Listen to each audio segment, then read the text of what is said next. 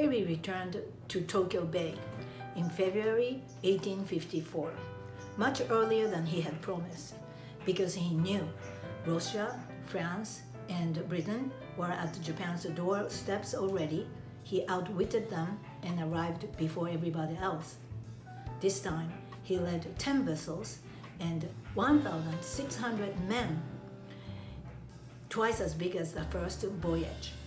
Perry's persistent negotiation, very strategic, succeeded, and he was allowed to land on March 8th. The sight of hundreds of sailors in uniforms and Marines in a tiny little village was extraordinary. Japan had built an elaborate building for negotiation that took 3 weeks.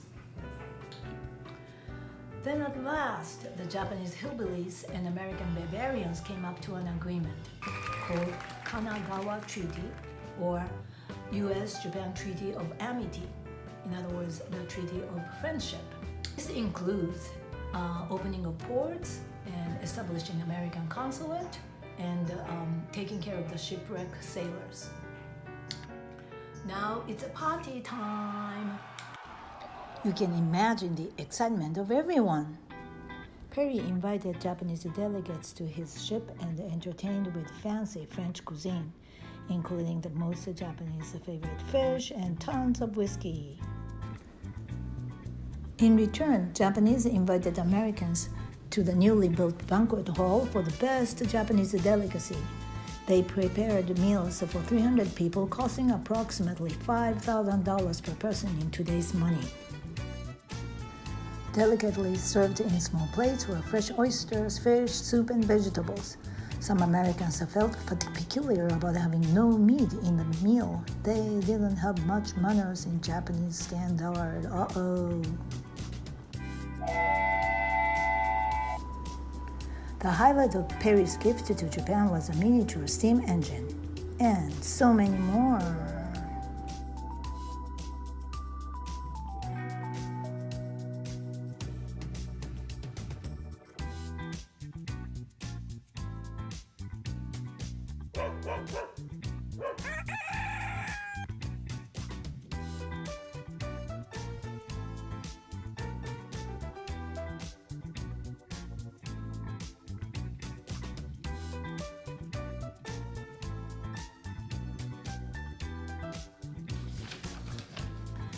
One of the ports that opened then for US is Shimoda.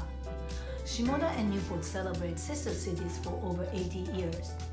City of Shimoda and Yokosuka, and of course Newport and Bristol, Rhode Island celebrate Black Ships Festival every year in the honor of Commodore Perry's great legacy, opening of Japan.